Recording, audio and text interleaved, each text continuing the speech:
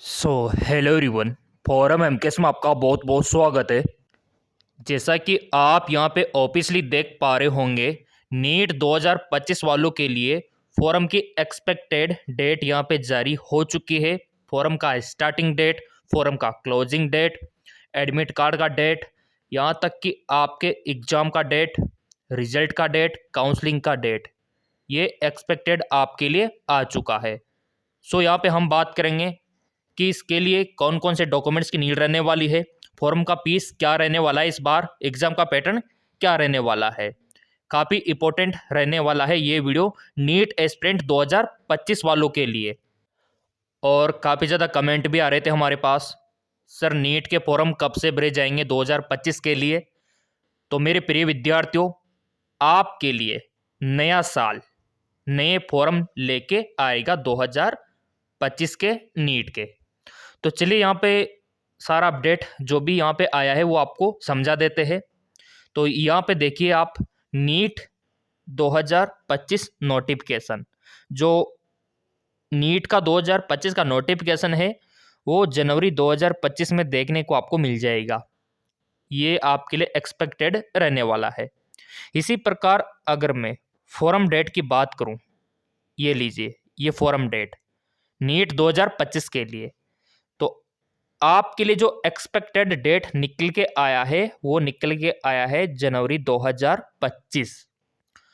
तो डॉक्यूमेंट्स बनवा लेना, अभी लिस्ट में आपको दिखा दूंगा सारी की सारी, एक भी डॉक्यूमेंट्स कम नहीं होना चाहिए इस बार। अब आप बोलेंगे सर कितने चाहिए डॉक्यूमेंट्स? 8 से 10 डॉक्यूमेंट्स चाहिए, कंपलसरी है। अब यहाँ पे देखो, इसीलिए मैं आपको पहले अलर्ट कर रहा हूँ ताकि आप बनवा लो वो सारे डॉक्यूमेंट्स। लास्ट डेट रहेगी फरवरी 2025, किसकी? फोरम की। फोरम की जो लास्ट डेट है, क्योंकि स्टार्ट तो जनवरी में हो जाएंगे तो ये कब तक चलेंगे? फरवरी 2025 तक चलेंगे, सिंपल सी बात है। अब देखो पेमेंट का डेट रहेगा, क्योंकि काफ़ी सारे प्रिय विद्यार्थियों के पास पेमेंट नहीं होता, पैसे नहीं होते, तो सरकार आपको समय देती है कि चलो यहाँ तक तो कर ही देना। तो भले ही आप फॉर्म जनवरी में भर दो, लेकिन पेमेंट का डेट लास्ट फरवरी तक रहेगा, तो आपको पेमेंट करना होगा, तभी आपका फॉर्म सक्सेसफुली सबमिट माना जाएगा। और करेक्शन विंडो ओपन होगा आपका मार्च 2025 में। मान लो कोई फॉर्म आपने भरा जल्दबाजी में, लेकिन उसमें मिस्टेक रह गया, तो त्रुटि को सुधारने का मौका मार्च में मिलेगा आपको। काफ़ी बार प्रिय विद्यार्थी नाम में मिस्टेक कर देते हैं, काफ़ी बार फादर्स नेम में मिस्टेक कर देते हैं, काफ़ी बार 10वीं 12वीं का जो रिकॉर्ड रहता है उसको फिलअप करने में मिस्टेक वो कर देते हैं, और काफ़ी बार तो डेट ऑफ बर्थ में भी मिस्टेक कर देते हैं। तो इसको सुधारने का मौका मिलता है आपको मार्च में। तो ये तो हो चुका आप लोगों के लिए। अब एडमिट कार्ड कब आने वाला है? एडमिट कार्ड आपका आने वाला है, यहाँ पे देखो आप लोग, ये पूरा आपके लिए आ चुका है एक्सपेक्टेड संभावित तिथि। अब देखो, allot exam city, exam city आपको अप्रैल में पता लग जाएगा। सबसे पहले यही आता है कि इस शहर में आपका होगा exam. Admit card last April तक आ जाएंगे, और एग्ज़ाम आपका मई में होगा, फर्स्ट वीक में, संडे को। एग्ज़ाम से 7 दिन पहले आपको एडमिट कार्ड मिल जाएगा। फिर रिजल्ट आपका जून में आएगा, नीट का रिजल्ट जून में। तो ये सारा डिटेल मैंने आपको बता दिया। अब ये एक्सपेक्टेड डेट आ चुकी है। अब जो डॉक्यूमेंट्स मैं आपको बता रहा हूँ वो भी आप नोट डाउन कर लेना, लिख के रख लेना कि ये डॉक्यूमेंट्स तो हमको बनवाने ही बनवाने हैं। तो चलो वो लिस्ट में ओपन कर लेता हूँ। सो ये लीजिए मेरे प्रिय विद्यार्थियों, documents required for NEET 2025 application form. अगर आप नीट 2025 एप्लीकेशन फॉर्म फिलअप करते हो तो ये सारे डॉक्यूमेंट्स काम आने वाले हैं। तो पहला तो इसमें क्या है आपके लिए, नोट डाउन करो, कैंडिडेट सिग्नेचर, जो कि आप कर दोगे फॉर्म भरते टाइम, ठीक है। दूसरा है candidate left and right thumb impression, अंगूठे का, ये भी फॉर्म भरते टाइम आप कर दोगे, कोई दिक्कत वाली बात नहीं है। पोस्ट कार्ड साइज फ़ोटो, जो बड़ा फ़ोटो होता है एक तो होता है पासपोर्ट साइज, ये दोनों फ़ोटो काम आने वाले हैं।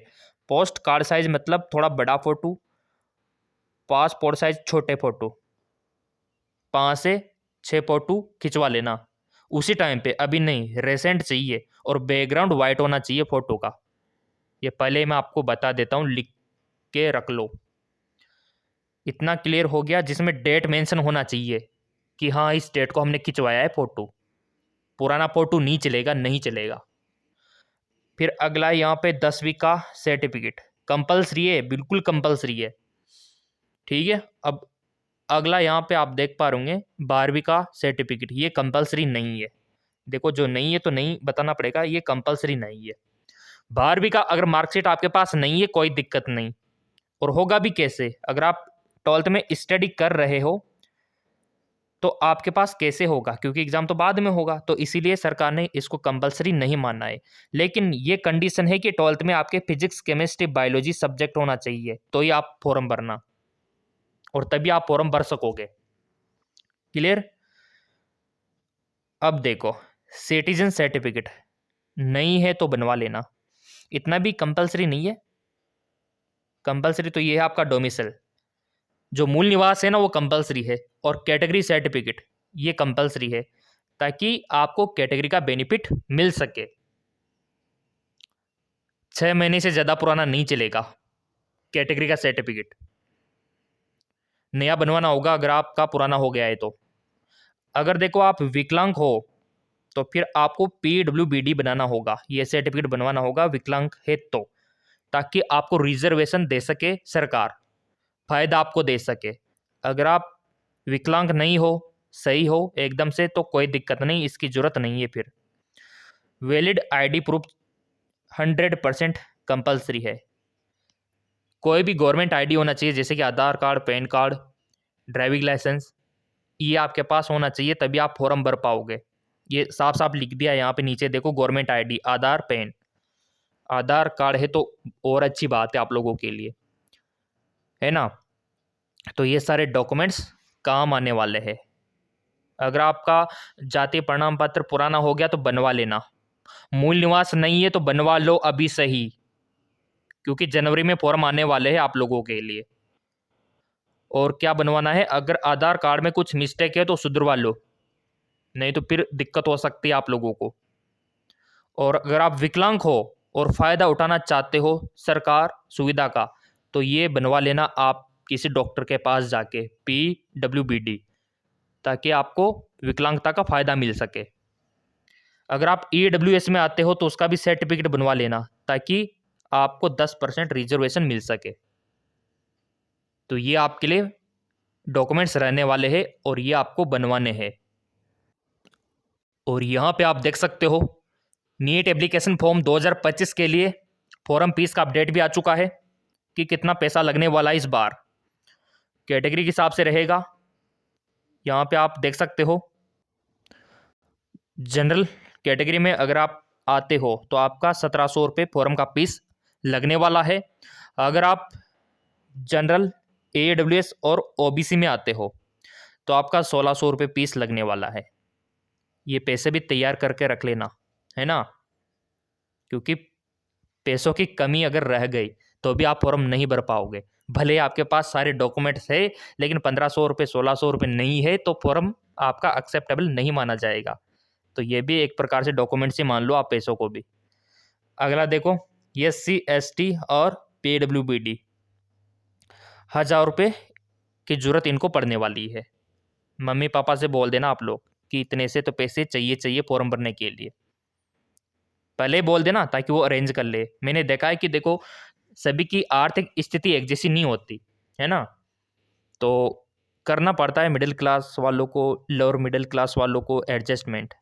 तो ये आपके लिए कंपलसरी रहने वाला है फीस। अब यहाँ पे आप बोलेंगे सर ये जो स्क्रीन पे दिख रहा है ये क्या है, ये आप लोगों के लिए टेलीग्राम चैनल है, जहाँ पे मैं आपको फ्री में टेस्ट का सीरीज दे सकूँ, इंपॉर्टेंट क्वेश्चंस आपको दे सकूँ, पुराने पेपर में आपको दे सकूँ। इसीलिए ये टेलीग्राम चैनल बनाया है DRM के ब्रो। ये लिंक है और लिंक हमेशा डिस्क्रिप्शन में अवेलेबल रहता है, ताकि फिजिक्स केमिस्ट्री बायोलॉजी के इंपॉर्टेंट एमसीक्यूज आपको मिल सके।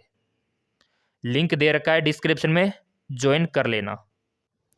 और दूसरा जो आप देख रहे हो ये है एमकेएस एकेडमी ऐप, जहाँ से आप तैयारी कर सकते हो लाइव क्लासेस के थ्रू, जहाँ पे नोट्स वगैरह सब आपको मिल जाते हैं। तो इसका भी लिंक वीडियो के डिस्क्रिप्शन में दे रखा है, उसका फ़ायदा उठा सकते हो आप। और तैयारी आपको करनी होगी क्योंकि ये आपके लिए एक्सपेक्टेड डेट आ चुका है और जनवरी में किसी भी वक्त एनटीए लिंक को एक्टिवेट कर सकता है।